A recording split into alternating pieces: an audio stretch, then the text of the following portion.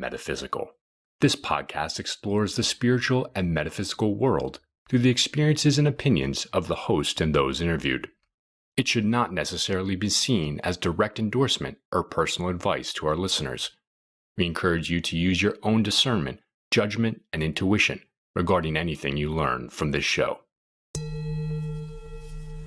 Let's get meta.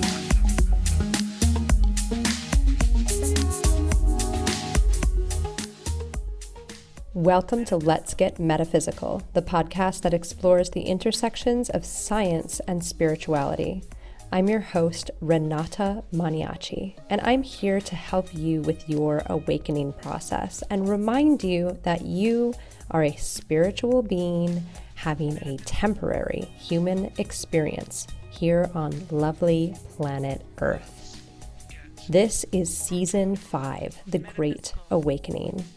In this season, we are focusing on the massive shift in consciousness currently happening on planet Earth.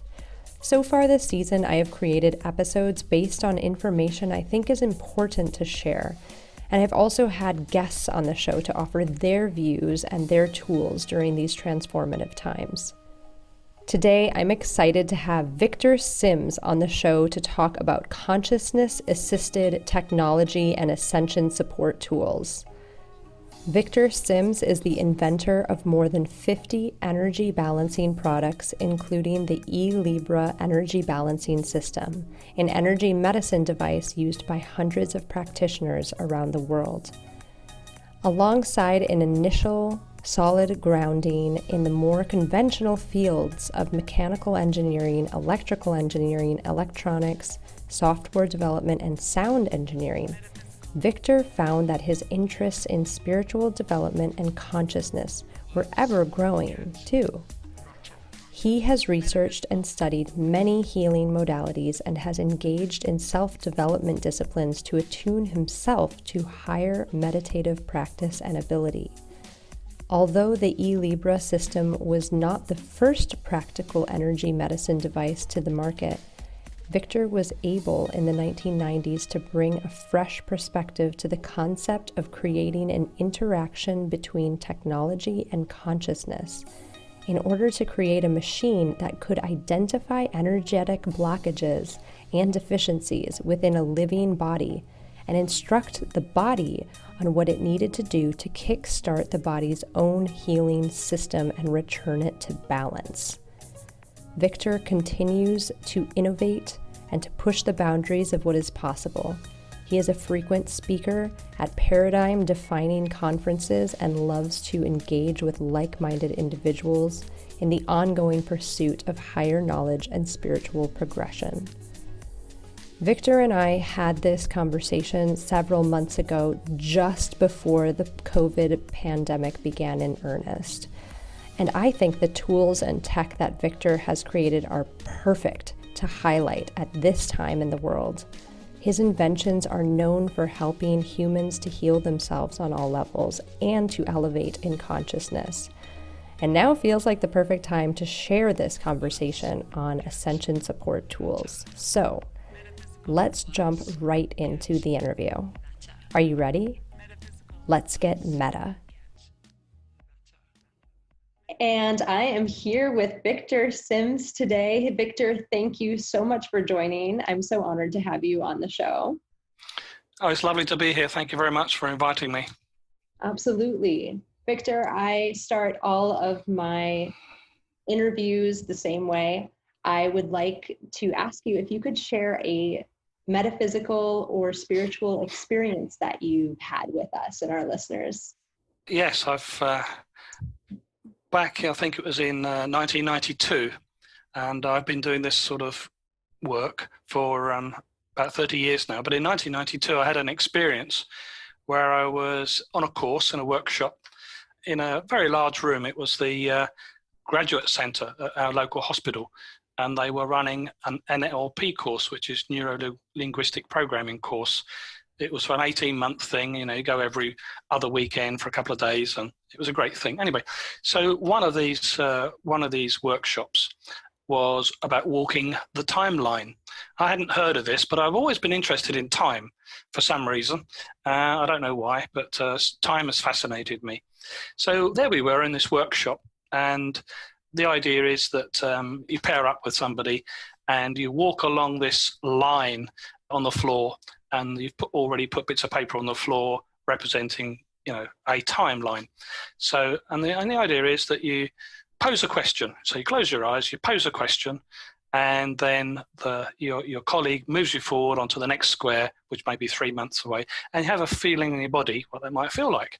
You think, oh yes, that feels good, or it doesn't feel good, and so you do the process like that. After a couple of hours of doing this, we're all not exactly bored, but we're on our own. We didn't have a colleague.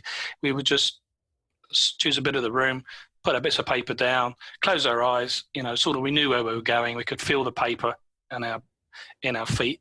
And anyway, I don't know what I did. I must have dozed off or something, or not been completely present with what I was doing. And I suddenly found myself walking off this timeline into another reality. And so I was just walking, it was this experience. I was just walking along, and suddenly I burst into another room.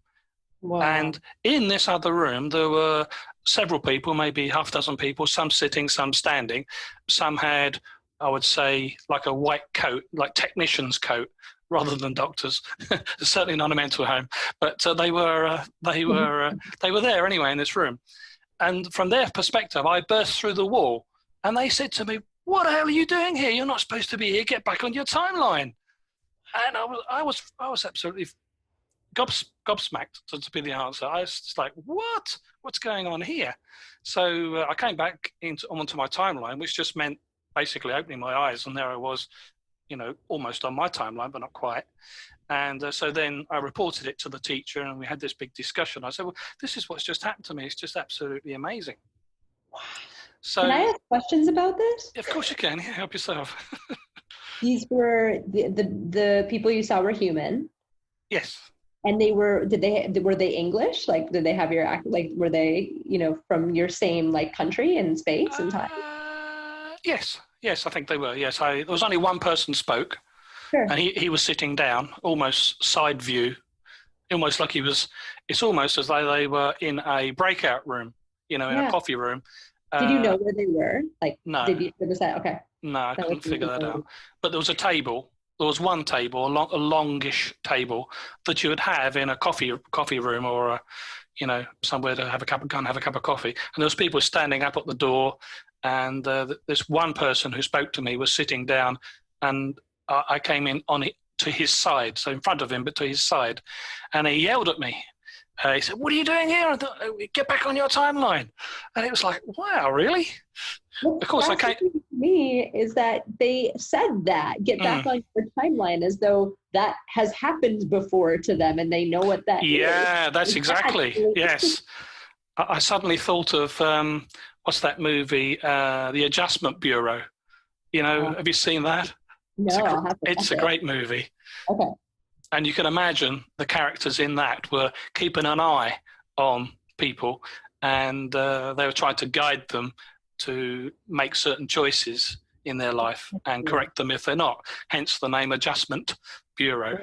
And these guys were like, "Get out of here! This isn't your time." That's right. No, but they were serious. They weren't like, oh, hey guys, you shouldn't be here. Just get back. They were not. They were very, very.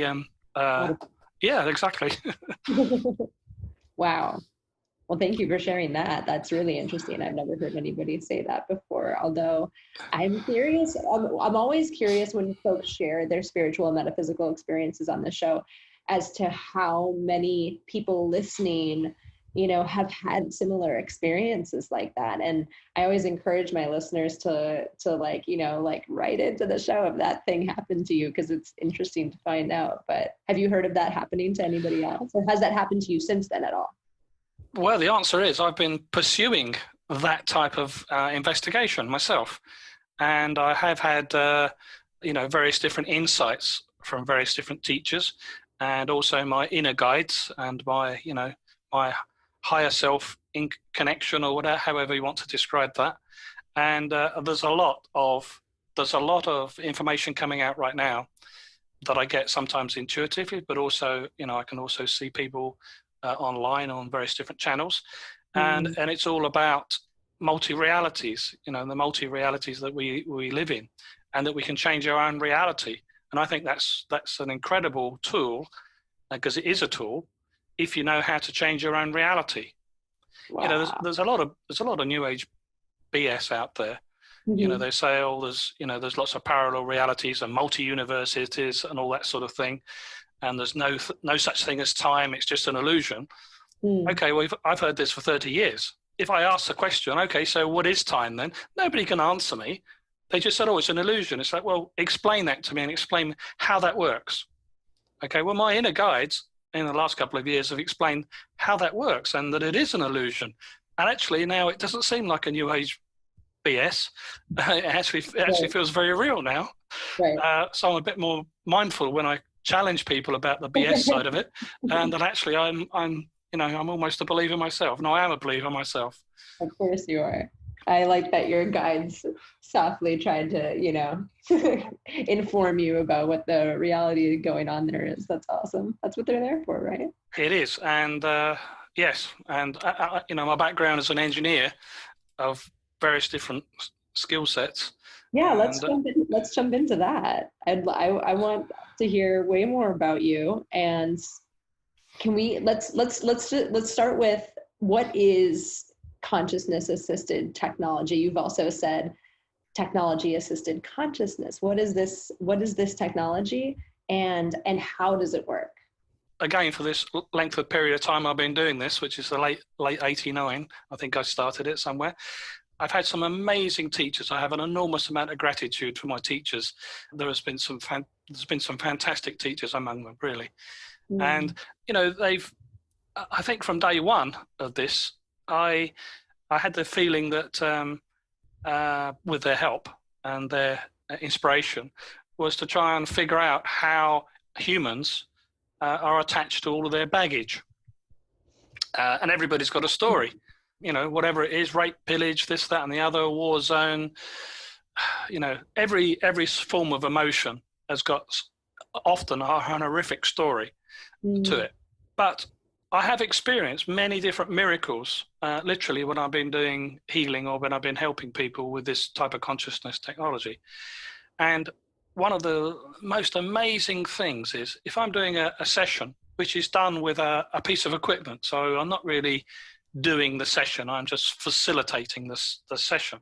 Right. And a person can have this dreadful trauma. They might have had it for 20 years or longer, and they just can't get past it.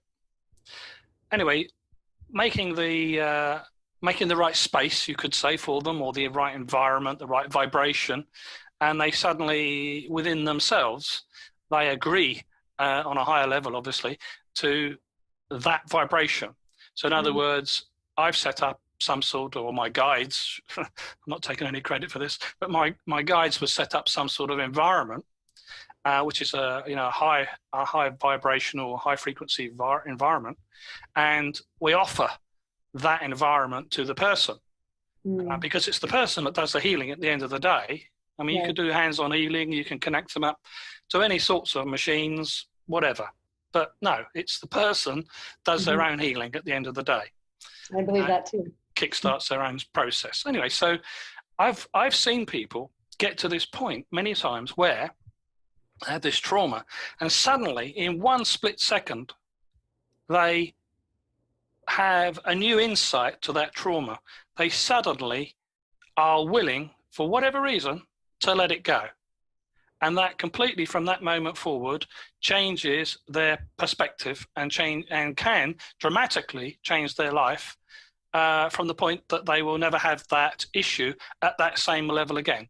Maybe never have that issue again, or never have it at that level that they had it. Right. But when I look at that, so I'm a computer person, engineer. I go into that in a second. But when I look at that, I think, hang on a minute.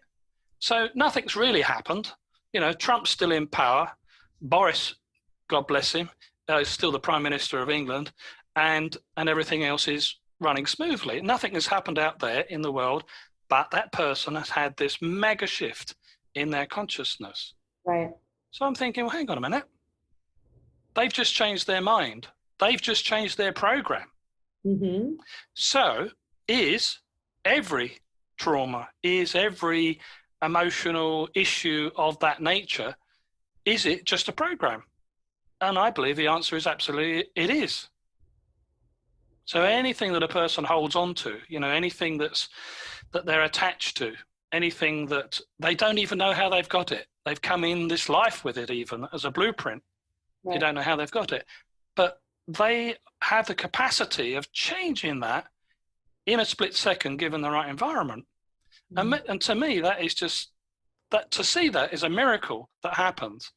And I'm really there now, and this has been, for the last 10 years since I realized this, I'm there now to figure out, well, what did they do? What was it that helped them change their mind? What vibrational pattern? What bit of consciousness? What frequency? So I'm very curious about that sort of thing. And I've dedicated all the things that I do in order to figure out what just happened and how can we find a piece of equipment or a skill or something like that will undo or help them change their perspective. Because I was shown something else as well by my guides. And this is, I wouldn't say it's scary, but it does give you an idea of time. I was shown a picture related to this subject. I was shown a picture. It was like a vision, actually. I was meditating, but my eyes were open at this point. And I was shown a picture where there was a line across the road. So it was a tarmac road. It had verges on the side, and there were people as far back as you could see behind, carrying rucksacks, cases, holdalls, whatever it was. And they're walking up the road and by the side towards this line, which was about 200 feet only, 200 feet, not very fast from here to, well, you can't see that, but here to the shed there.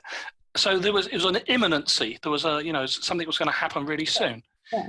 But as these people came up to the line, they were not allowed to go past this line carrying anything. Wow. Exactly. So that was like, oh, okay. So, there's a line coming up.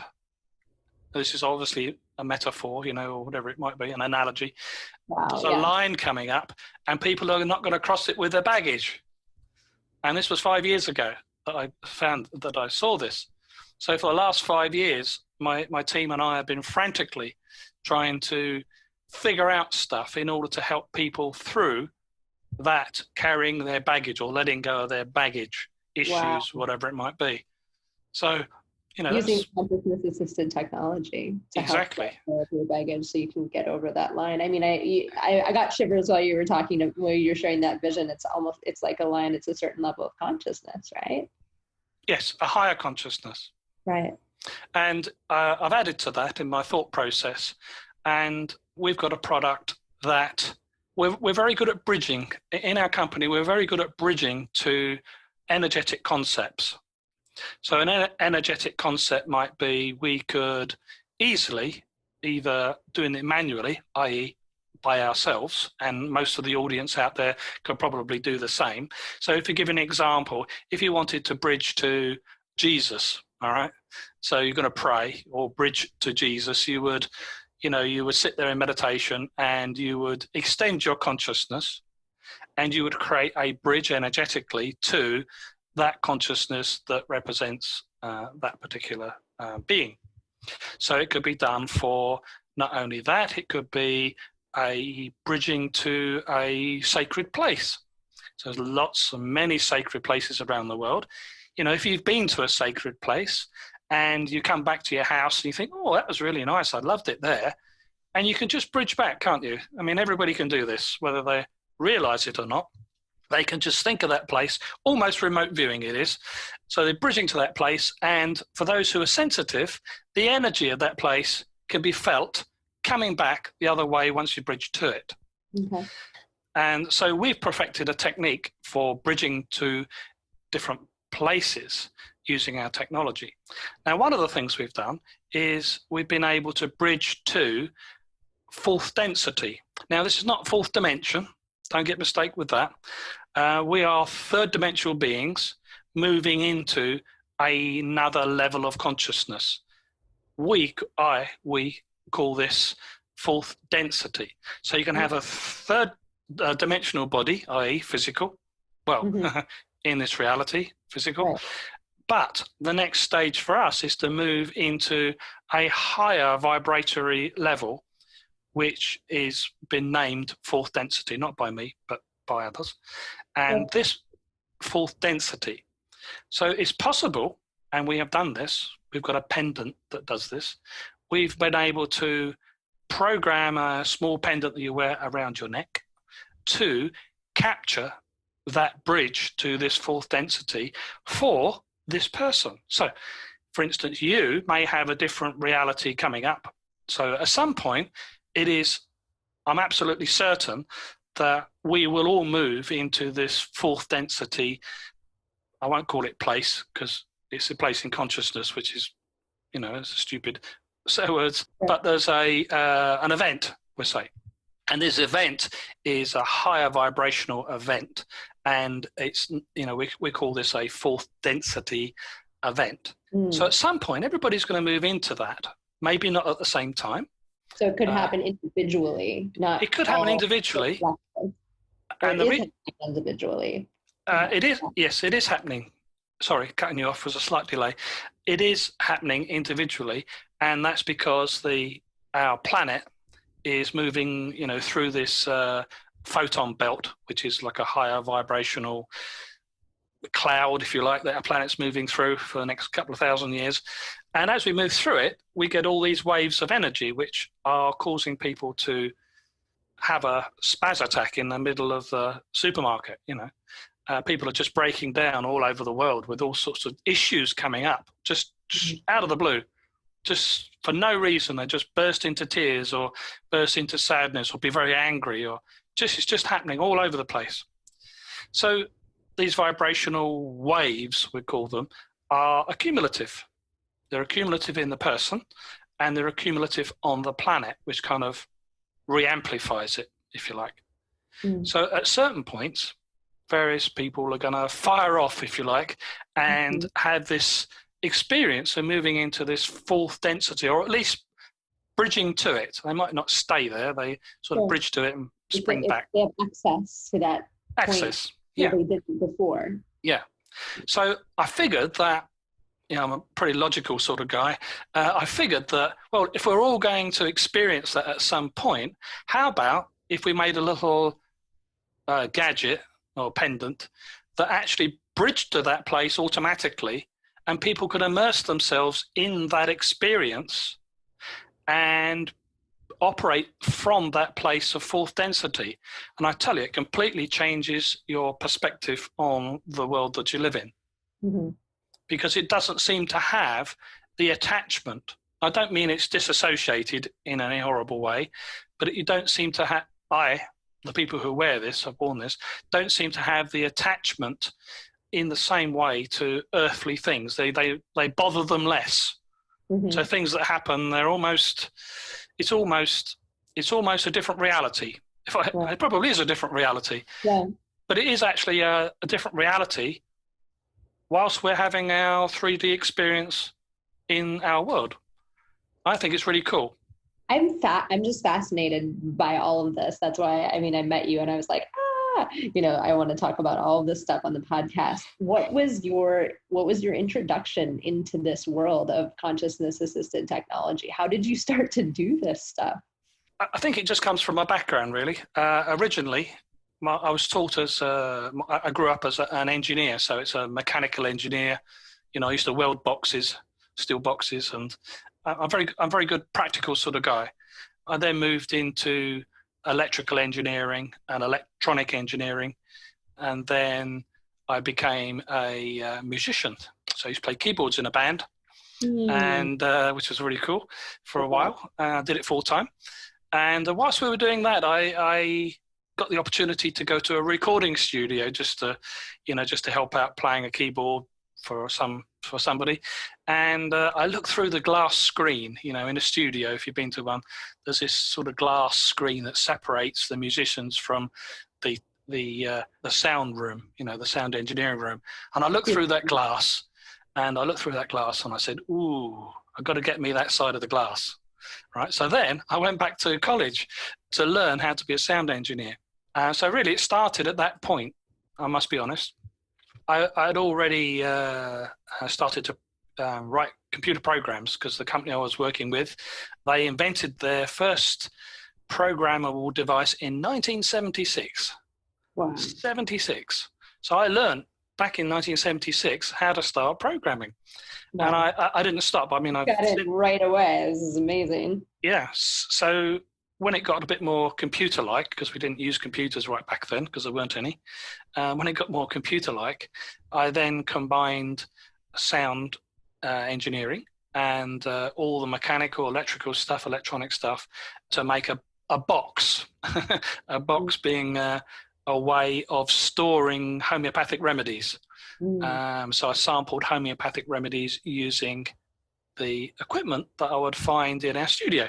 Obviously, I modified it, etc., but I had all the bits, and I just cobbled it together, and fortunately it came out right, and I was able to sample remedies like Bach flower remedies, etc., and store them and play them back whenever I liked.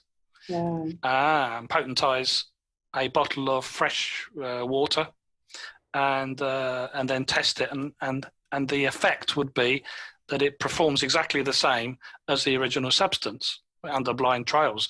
And I thought, wow, this has got to be something. And I'll tell you another experience I had. I always diverse, you see, I go all over the place for me. I love it. As it comes to my mind, I had an experience in it was January the 6th in 1991. I had this experience, having told you my background. I had this experience, and I was meditating, and I was meditating on the fact that I've been able to sample this remedy and had it checked, and people were saying, oh yeah, well, it's this. It's this, In this meditation, I had a vision, and this vision was, do you remember the movie Stargate? Have you seen Stargate? Where it's got this big sort of shimmering portal that they go through, and it's massive. It's like you get 4 or 5 people side by side walking through this sort of gossamer mercury type screen, and they just push through it, and they go through this wormhole into wherever they're going. Yeah. Well, I didn't go through the wormhole, but I did put my head through this screen that appeared in front of me, and I do remember moving forward in my seat to look through this screen with relation to sampling these different remedies. And when I looked through,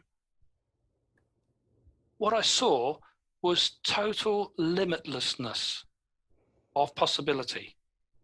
It was just this vista of just total limitless, what you could do with the concept of sampling an energetic pattern and storing it and using it, for healing in the future.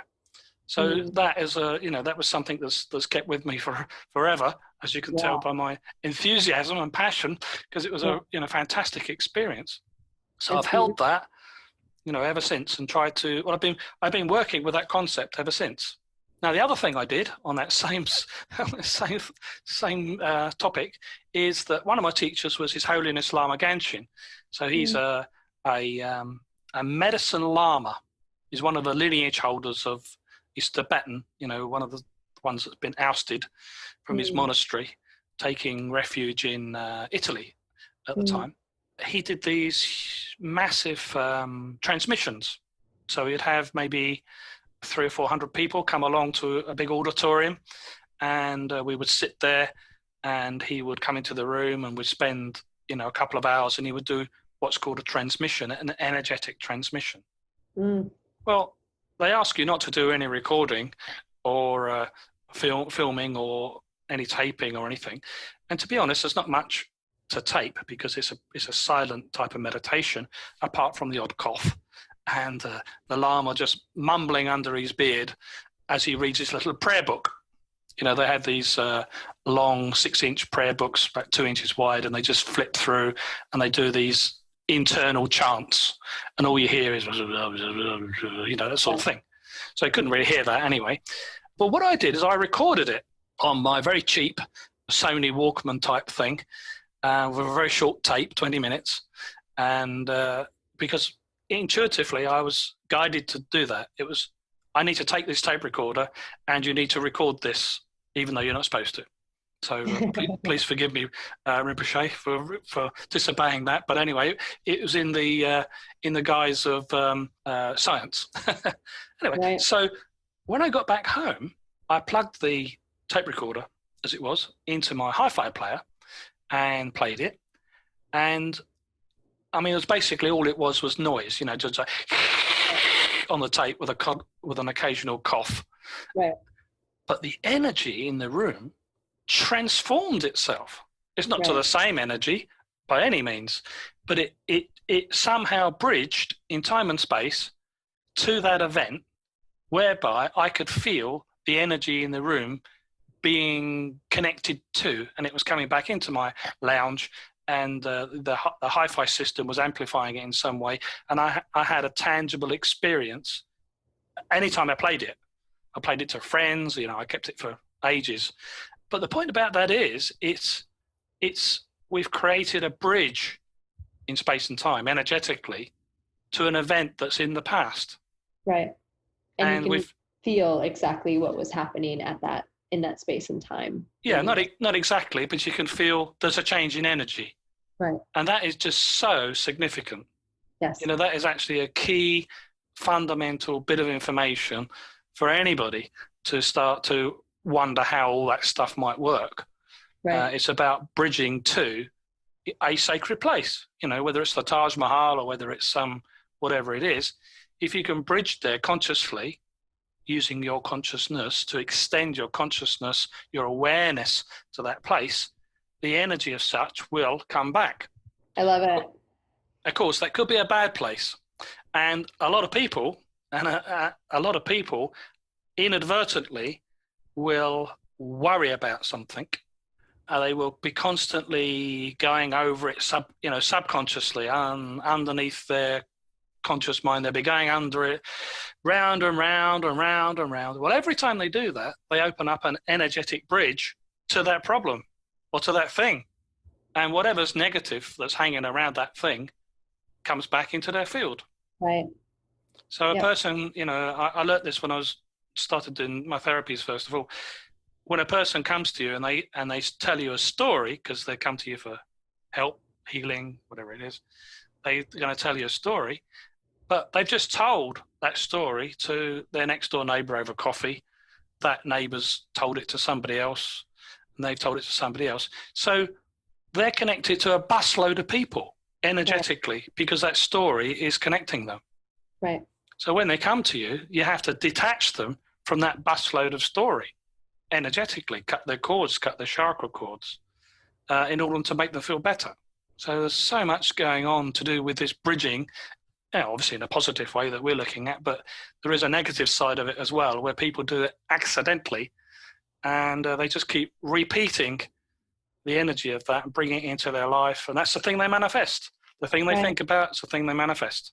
Well, this is perfect. This is a perfect bridge actually into the question I wanted to get at next, which is like, how can this consciousness assisted technology be helpful, and for whom? And you've already been talking about this, but what else can our listeners know, like how what you're creating and what your team is creating, how can it be helpful? And like, is there a certain type of person that it's helpful for, or a certain type of people who maybe it's not helpful for? Some people could feel it more. So really, there are 3 different types of people who have different experiences with our technology. And that's typical, because we learn in different ways. You know, there's 3 ways of learning. You're either visual, you learn by listening, auditory, or you're a kinesthetic like me. So I'm a touchy-feely guy. My visual is probably about 10% in the mix. And my auditory, although I'm a sound engineer, surprisingly is only about 10% also. Wow. But 80%, I'm kinesthetic, so I feel everything everywhere. For another person, that mix would be different. Right. So if we have a vibrational piece of equipment, or you go for hands-on healing, or you have Reiki, or you have color therapy, or, depending what that therapy is depending how people will feel it. Some people say, "Oh, I feel great. That was feeling fantastic." A person who's visual, they say, "Oh, yes, there's a lot of clarity. I have a lot of clarity in my, my head is cleared. It's and you can see how that might. Some people will have a better experience than others. Anyway, Mm-hmm. the idea is that we call it vibrational medicine or informational medicine, will work for anybody, providing that their higher self is okay with it, because nothing happens unless that's okay. But there's a lot of grace around.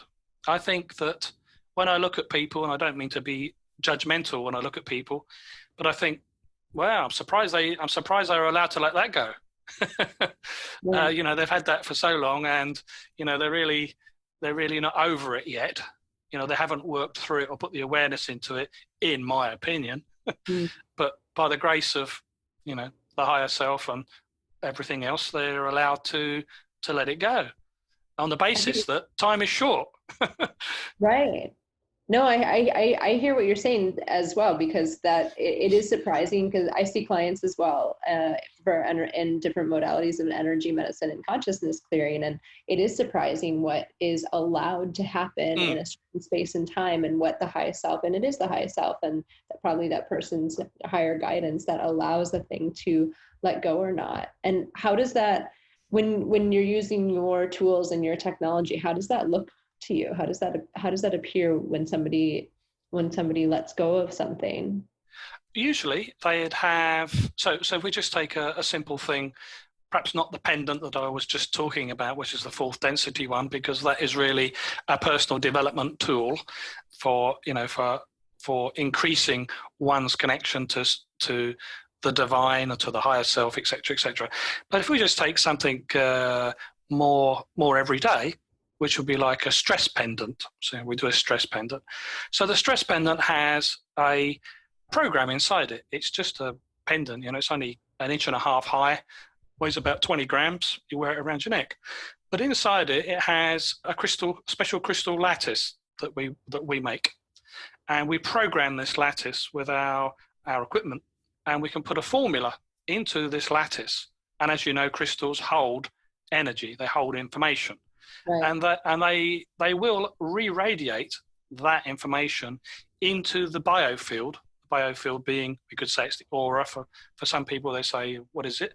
So the biofield, as long as it's within 3 or 4 inches of the body, that's the etheric body. The etheric body, so the etheric body, the emotional body, the mental body, spiritual body. Well, the nearest to the physical is called the etheric. And providing this device is in that space, it starts to radiate out balancing patterns. So whatever that might be, stress, you can imagine people have got anxiety in their tummy. So the third chakra, which is located in that place, will be out of balance. So we specifically look at the balancing the third chakra, because we know it's going to be out of balance, and all the other chakras and grounding, just done from one pendant, because the formula that we've written or put together is a series of different consciousness packages of information that are stored within the crystals. And when you hold the pendant, if the body's okay with it, again, then the patterns will go into the etheric body. The person will then take those patterns from the etheric body, and that will kickstart some form of healing within the person's body.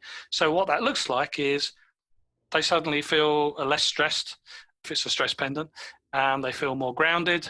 It also, this particular one, cuts the cords that I was referring to about the bus load of people that they've just told a story to, and they've passed that on. So there's a thing called cutting the cords that bind. There is a book on it, Cutting the Cords That Bind. It's a great process. Only takes 15, 20 seconds to do the process of cutting your cords that binds you to other problems out there in your life. And it cuts the energy, basically, cuts the energy coming in. So that's anyway, this little pendant, as I was talking about the stress pendant, basically it does that. So you can imagine what benefits there would be just by being more balanced in very quick time. Absolutely. That's amazing. And actually what you just mentioned about cord cutting too, there's a little practice that I do before I go to sleep every night, which is just asking my guides to help cut all the cords that I have that are unbeneficial to all people, places, and things. And so I'm like really glad that that is a known thing and other people are doing that. Yeah, there is a book on it. It's called Cutting the Cords That Bind. So I recommend for all of your listeners to just check that out on Amazon. I'm not sure whether it's still printed, but there'll be something like that. That'll be something, yeah. Yeah, it's only like a couple of pages of information. Once you've understood the principle, it takes literally a few seconds, and it's a total godsend. Mm-hmm. Absolute godsend. Amazing. So, Victor, how are you using this consciousness assisted technology now? What's going on in your world right now? Anything new? Well, we are a research company. Basically, we do manufacture things in order to support our needs, and we sell them all over the world, which is absolutely fantastic. And thank you very much for everybody who's bought something from our site. But essentially, we are a research company looking to understand more and more and more about consciousness and how we might make something or other for balancing a human problem, which is where all the problems start and end, probably. If we can help people raise their vibration to a point where they've let go of their baggage, they can cross this artificial line that I was talking about. Love it. We don't need anything else. They just need to do that. It's the inner engineering that needs to be done. You don't have to do anything else. We just have to get to that place. We are in a dualistic society. I think that's by design. I don't think it's accidental. Right. It's by design. We have to find our own route through that back to unity, however we define that, whatever religion that might be, or spirituality. We have to get back to that place of unity. And I think everybody is searching for that place of unity. Just subconsciously, we just need to do that. We're programmed to search for that. But also, I think there's a time element here. I think there's an opportunity for everybody to raise their consciousness, and I think there's a fine line, and that line is coming up, in my opinion. I don't know when, so don't ask me. But the fact that my guides gave me this vision, my blue team, so I've got a team of, other beings which are blue, quite tall, and two of them, they arrived and I had this vision in their presence, and it was like, holy crap, that doesn't look far away. Yeah. I was positively shocked, Wow. So that was 5 years ago. So I have no idea where that line is now. I daren't look, I think. Tune back in and let us know. It's closer. Right. A lot closer. Yeah. Well, I am just so grateful for you joining us today. Is there anything else coming into your consciousness that you would like to share at this moment? Well, there is a little bit about timelines and about realities. Do you want to talk about that now, or is that going to be our bonus content topic? Well, I could talk about it for a moment. Yeah, let's preview that. Let's preview. There we go. Preview. I like your style. I love it. So there's a lot of information coming through to me and to others, many others.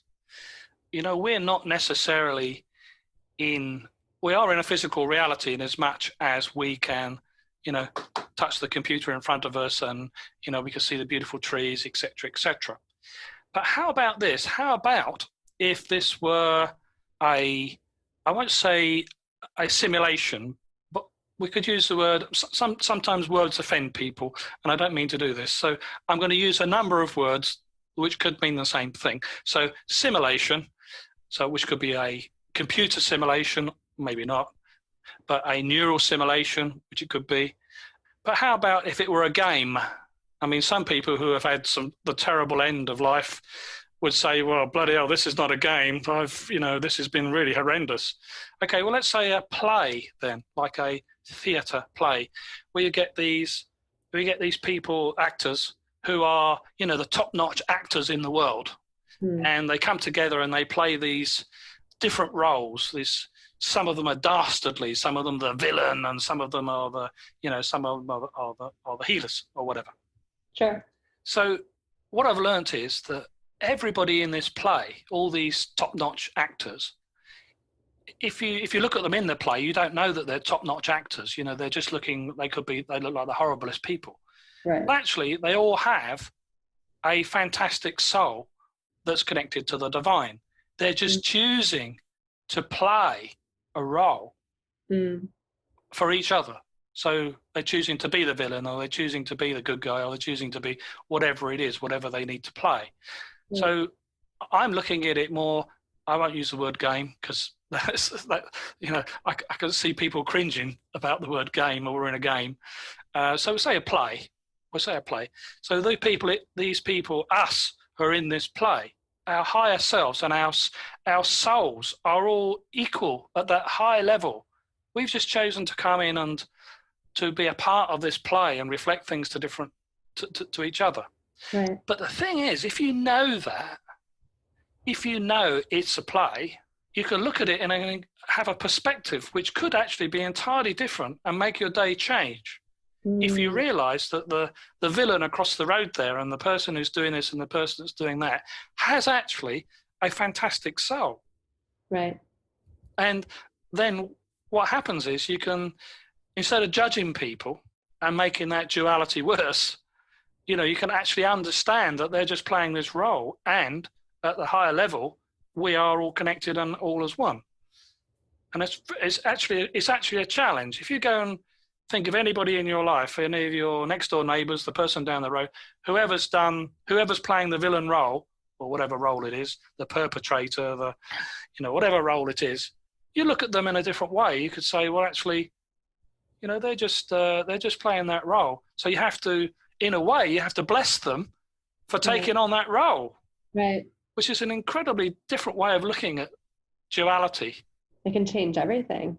It can change everything and change people's perspective.